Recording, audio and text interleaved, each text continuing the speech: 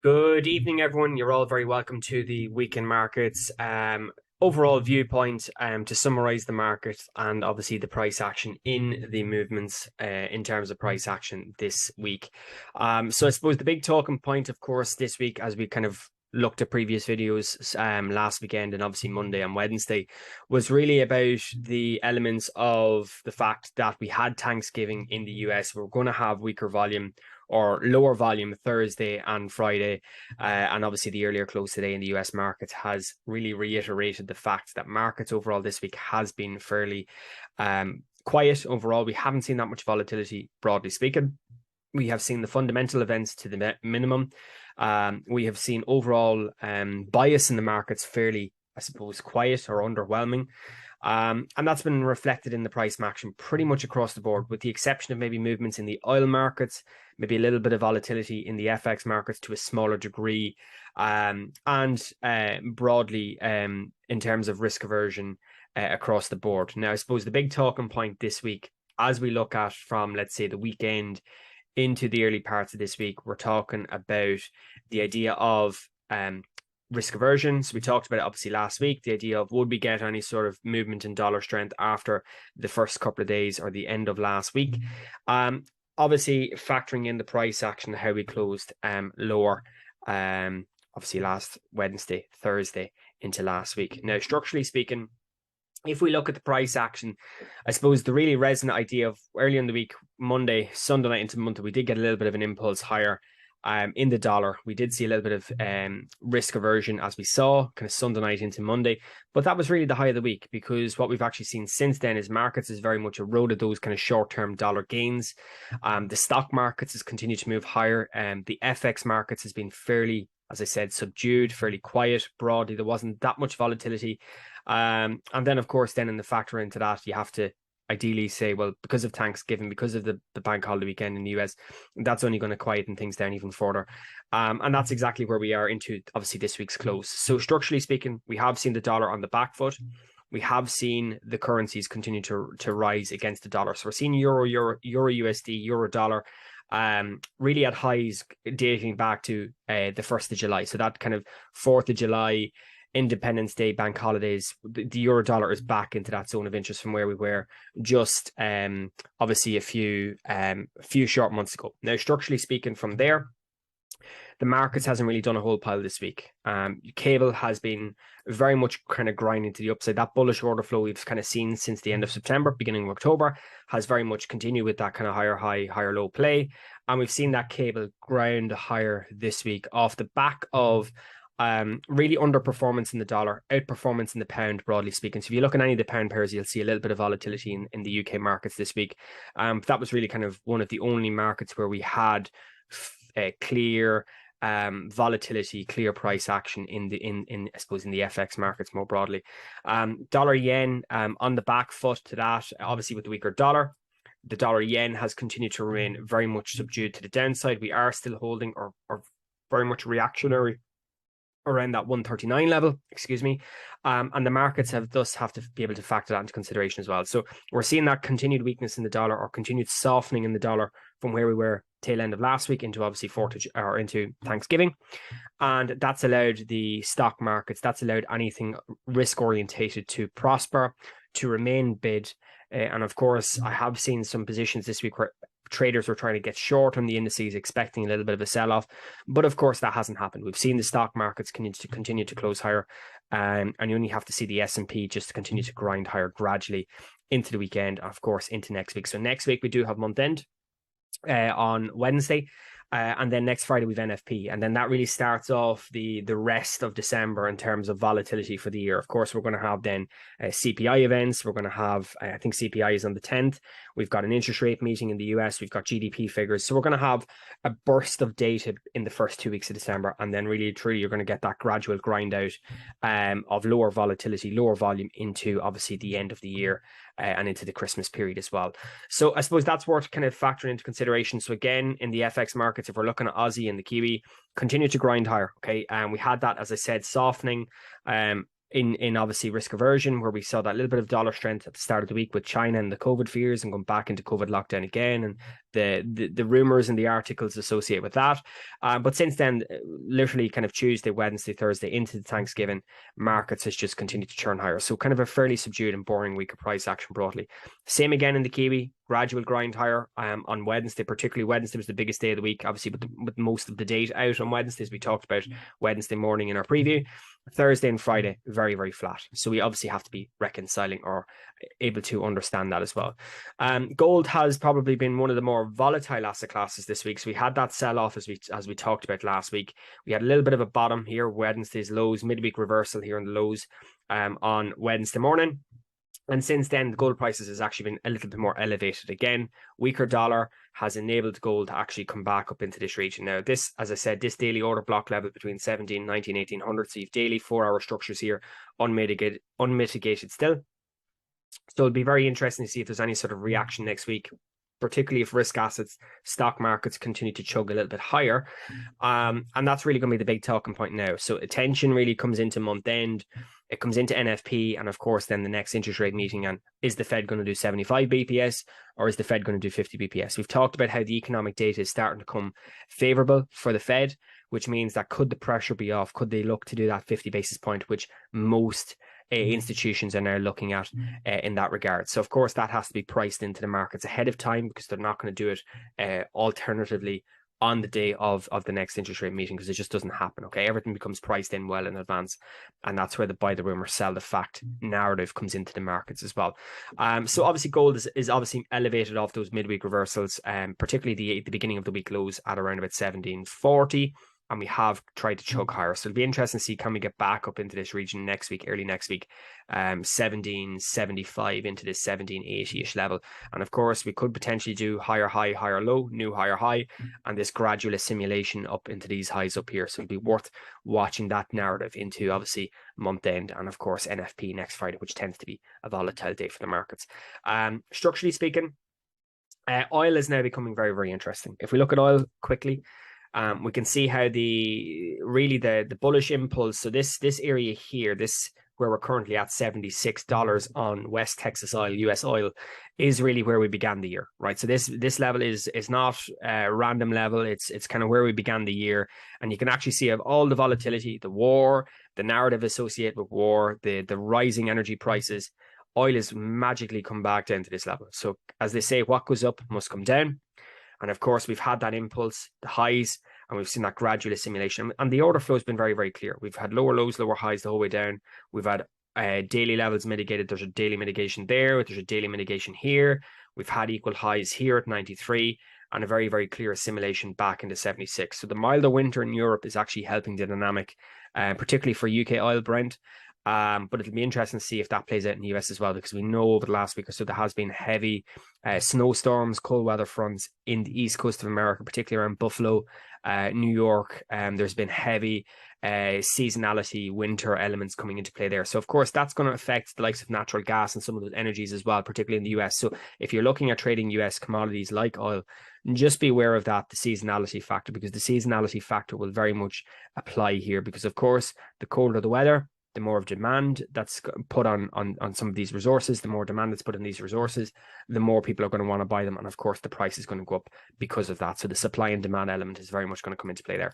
So as I said, US oil, however, is at these lows at around about 76. And it's really become a case of how does the market react? Because of course, if you look at that 4-hour chart, you can see how we're getting that bearish order flow, very, very sharp decline into this flagging structure here, lower lows, lower highs, lower lows, and the market is trying to create that structure. So really it becomes a case of, well, if this low of $76 breaks next week, then the likelihood is we could see an even deeper elongated sell-off on the higher perspective to potentially mitigate this daily order block over here at $70.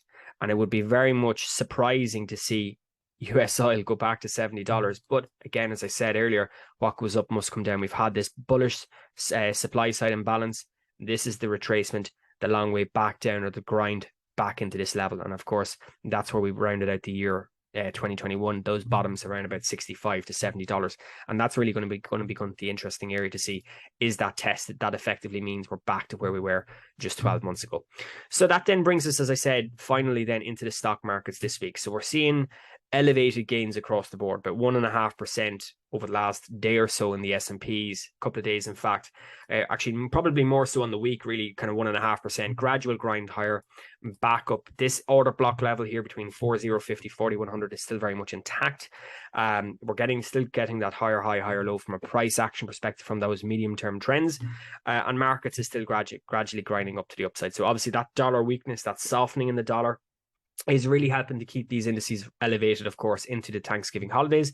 But of course, we need to see, we do have a lot of data coming up in the next 2 weeks, and the algos, the fundamental traders, the news traders will be coming in on that as well. So you need to look at, obviously, the events over the next few weeks to see, do we end the year with this so-called Santa rally in the stock markets, which you tend to see kind of a lot in fourth quarter. December tends to be a fairly positive month in most years for stock market performance. And if so, how far do we grind higher before a potential sell-off ensues? And of course, at this moment in time, there's no sell-offs yet. We're closing this week, closing into Thanksgiving above the 4,000 level on the S&Ps.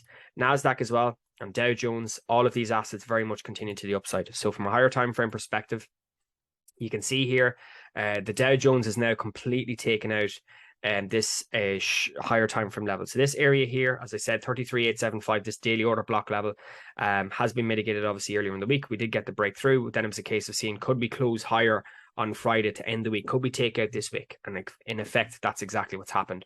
And of course, with that now, we've taken out this bearish order flow here. All of this order flow from August and September has now been engulfed, has now been taken out. And the Dow Jones is continuing on its road higher as we see this playing out very, very nicely. So now that it's kind of taken out this area, it really becomes a case of now, how high does it go? And you can see, if you look at the previous trend, and of course, looking at sentiment, we have a daily order block here over here as well at just underneath 35,000. So this area here between 35,000 and more specifically 35,200 really becomes the interesting level to see if there's any sort of reaction, this kind of 1% mark up here. Because of course, we've had that deepening decline in the stock markets, but we've had that magical recovery over the last 8 weeks or so. Now, it's important to note, and we've mentioned it in previous videos, stock market bottoms generally occur 6 to 9 months before a recession is noted in the economy. Now, we've talked about the idea of this recessionary mandate. We've talked about the economic data, which brings in the thought process of, is a recession here, right? Negative quarters of economic growth consecutively, PMIs below 50, raging CPI figures, higher than expected prices of goods and services. So the CPI, the PCE. Also, you're looking at your sentiment indexes, so your Michigan Consumer Sentiment Index.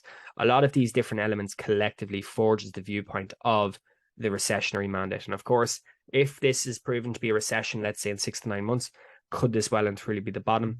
Well, at this point in time, let's wait and see. But if we're starting to take out some of this bearish order flow, i.e. from April, and of course this current bottom from August, that's really setting the tone of, are we going to get this bottom? Now, normally speaking, stock market bottoms tend to V. Now, of course, we have got that W structure has been very, very clear over the last, let's say, 6 weeks or so. So we just need to see, is it a kind of a more brief flash in the pan into a liquidity level for another move lower, or is it something more sustainable? And of course, when we're seeing the breaks of structure, when we're seeing the trend, the bearish trend being broken, that gives us then the telltale sign that we're probably going to get one last relief rally to the downside, bottom out, and then look for that gradual assimilation to 2023. As I said, stock markets bottoming out, recession coming in the economy, stock markets recovering because of that, and then seeing that kind of 12 to 15 month potential recession kick in earnest, and then being able to see the stock markets then rally off of these lows. So that's generally how broader fundamental financial markets work from a medium to longer term perspective, factoring in the economics as well. All right. Now, lastly, speaking in Europe, okay, we've seen a very, very interesting move in the FTSE. So the FTSE, obviously, with oil prices on the back foot, you would have thought, well, FTSE is traditionally kind of a more inflationary tracking index, and of course with the higher inflation levels starting to abate, is that going to put the pressure on the FTSE? Well, absolutely not, because at this moment in time we've taken out this daily order block short-term level here at 7,400. We've taken out this impulse here from or all pretty much taken it out from September, and the markets has come up and closed this week into this liquidity area around 7,500. Okay, and that's really the big thing now, is can the price action in the FTSE kick on? And really and truly, we're looking for a price action break above 75.30 to allow that kind of deepening escalation of upside movement for a run into this, as I said, 7650, 7700, which is previous all-time highs. Now, of course, it's also worth mentioning that since the COVID pandemic happened, this was the previous all-time highs way over here. This was the COVID crash. This is the recovery. And since then, the markets has been just fairly choppy between 6,800 and 7,700. And the FTSE is the only stock index that after the COVID recession, when we had that fueled led recovery in the stock markets, it was the only index not to make new all-time highs. So it'll be really interesting now over the next, let's say, 3 to 6 months, if we start to see the stock markets recover across the globe, both Europe, US, and obviously in Asia, will that allow the FTSE to continue churning higher, right? Given that it's very, very close to all-time highs. In fact, it's probably the best performing index of the year from a stock market perspective, because it's pretty much back to where we were. This is where we were at the beginning of the year. This is where we're currently at. It's probably only down about 5 or 6%.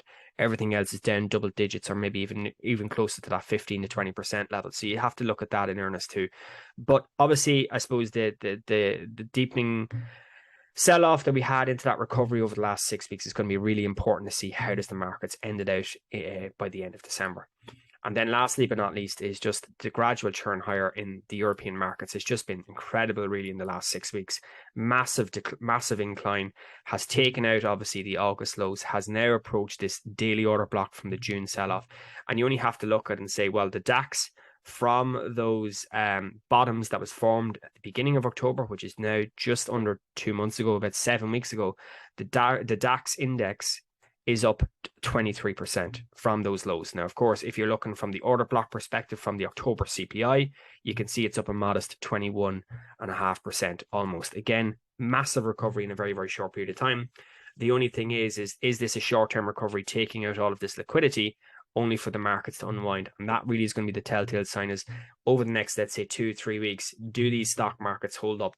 If this stock market holds up, that's maybe giving us a more deeper inkling of stock market recovery and maybe a more sustained move in dollar weakness. And that means then the overall trend bias, which we saw through, let's say, 2022, with stronger dollar, risk assets on the back foot, that is now starting to unwind rather quickly because of how quick the movements has occurred, let's say, between October, November, and potentially December into year end. So that Q4 rally has just been absolutely monstrous across the board. And that's a very, very similar viewpoint in Euro Stoxx, right? Euro Stoxx, this is where we were at the beginning of the year. We had that gradual incline, lower highs, lower lows consistently.